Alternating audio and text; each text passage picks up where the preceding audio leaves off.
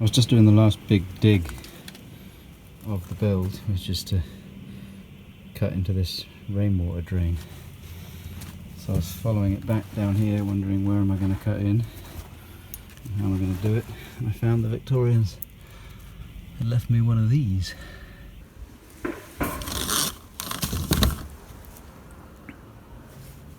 It's episode 9. Hello again. If you loved sewers but thought there was a little bit too much shit, and you enjoyed foundations but there was a bit too much poured concrete for you, well, I have the perfect project. Today I'm going to look at rainwater drains. And if you're thinking, what? We already did sewers, is he not above ground yet? Well, rainwater drains are a separate system. And if you think about it, that's because rainwater is something that you want to pour into the Thames, whereas sewage is something that ideally you wouldn't. So there's an entirely separate pipe system for rainwater, and you're not really supposed to mix the two up, although obviously sometimes people do. Like here, where they've used this gully drain to pour the runoff from the yard straight into the sewer, because they don't really care.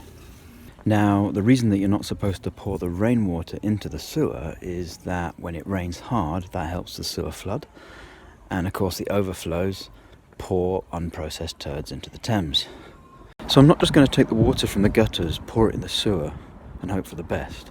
I'm going to dig down, find the old Victorian rainwater system, cut in a new connection and put the rainwater into that. We should probably talk about the weather. Have you noticed there's been a lot of weather recently? In London this year there have been several freak weather events that have caused massive floods that have disrupted people's lives and shut down their businesses. And that's been happening because the old Victorian rainwater system is being overwhelmed by the amount of water falling on the city. And as climate change accelerates, that's going to happen more and more often. We're going to see the infrastructure that we rely on just not be up to the job of what we're throwing at it. When it comes to flooding, I'm probably all right where I am. I'm on a bit of a slope, and in any case I'm going to build a kind of a moat around the new building. But some people aren't so fortunate. One of the businesses adversely affected is my local corner shop.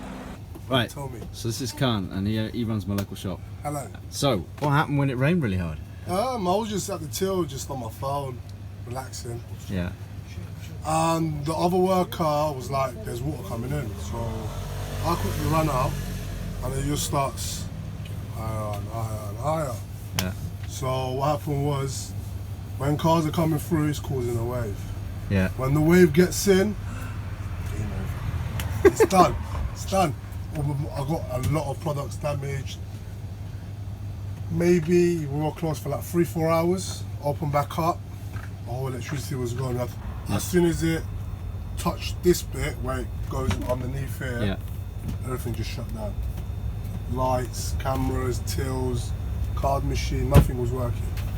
That's how we had to do everything on the calculator. Boom, boom, boom. Yeah. It happened July? Yeah. Around July, yeah. Midsummer as well. Yeah, just when summer started. So how much water came in? How high did it get?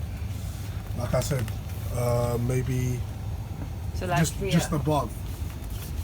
Yeah, a bit more lower maybe. But yeah, Wow, it was a bit. that's a lot of water. Yeah. This lady's got to buy some oranges. Hold on a second. Look at that.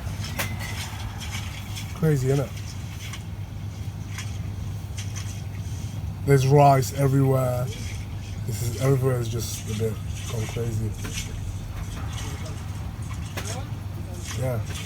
So what happened then? Did the drains outside block, or is that just a So sheer amount? outside there's a little drain bit Yeah. that got blocked. So yeah, that got blocked, and then it started going up and up. But you must have lost a lot of stock then.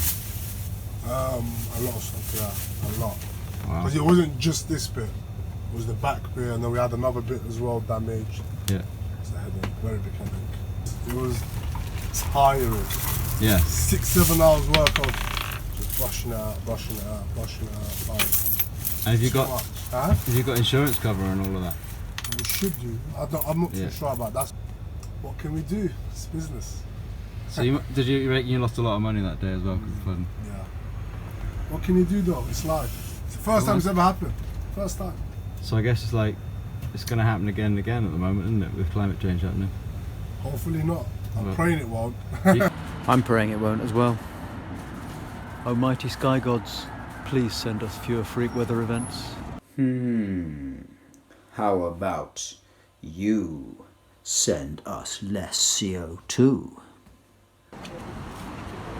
Isn't that a bit sciencey for a sky god?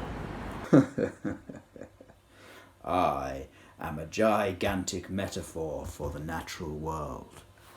Now get on with it. Yeah, alright. Rain comes from the sky. It happens by means of a process where warm, damp air cools and the moisture precipitates out as small water droplets that fall to the ground. It's not happening right now, but you'll know it if it does. Now, a full discussion of rain is far beyond the scope of this video. If you're not familiar with it, you'll find there's a number of very good YouTube videos on the subject that you can use to bring yourself up to speed. For our purposes here, we can think of it as water falling from the sky and landing on the roof of the new structure and on the ground around it, and then soaking into the ground to become groundwater. When I was digging the foundations and the sewers, I was struggling against a very high groundwater level, and I was troubled that that might be because some kind of drain bandit had smashed the old land drains when they put in the new garden wall. This would have the effect of turning the yard into a sort of underground swimming pool. Underground swimming pool. I should have thought of that when I went for planning permission. Some kind of secret super basement. No, this is hard enough. Here I'm just talking about the crap sort of pool where the water backs up and makes the foundations wet. So there's 3 problems. What to do with the water that falls on the roof, what to do with the water that falls on the ground, and maybe how to lower the level of the groundwater a little bit.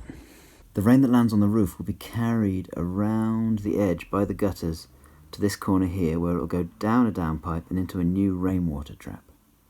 To deal with the water at ground level, I'll make a gully drain that goes around the edge of the structure like this, and also ends in this rainwater trap.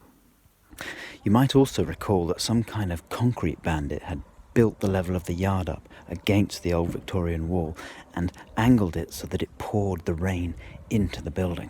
And for this reason, at some point, I'll probably extend the gully drain down the wall of the existing building to let this wall breathe as well. And then somewhere down below ground level, I'll put in a new land drain and send it to the existing rainwater drains. The existing rainwater drains come down the side of the building from the gutters, go underground, and then cross the yard like this until they disappear in the corner somewhere. So if I want the lowest possible invert level, I need to follow that pipe down and then cut into it over here somewhere. So I build a new access point here, attach my new rainwater trap like this, attach my land drain like this, and I'm laughing. I was just doing the last big dig of the build, which is to cut into this rainwater drain. So I was following it back down here, wondering where am I going to cut in and how am I going to do it, and I found the Victorians had left me one of these, which is nice of them. So I opened it up, and it's full of soil. So I'll have to get that all cleaned out, and then I'll build my new access point over the top. Here's the new access point for rainwater drains, and that's the new connection for the new build. And here is a groundwater drain to deal with the high groundwater level. Here's the new trap and the gully that feeds it, and this is the retaining wall.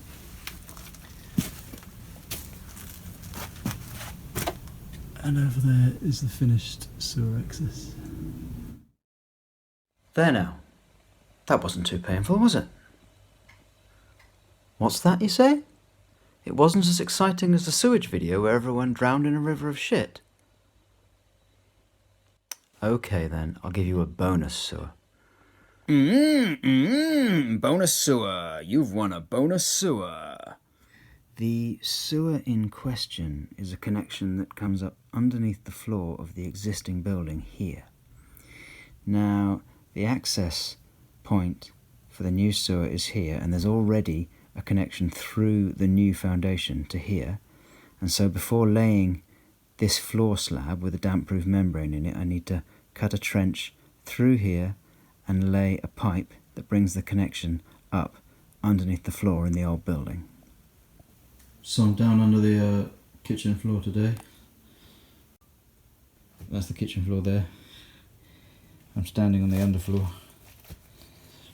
And this big chunk of concrete is the new foundation. And coming through it there is the sewage connection, which I've just dug down to pick up, and I've cut this channel through the underfloor, rising here to get a sewage connection. Aren't I good to you? You can thank me later.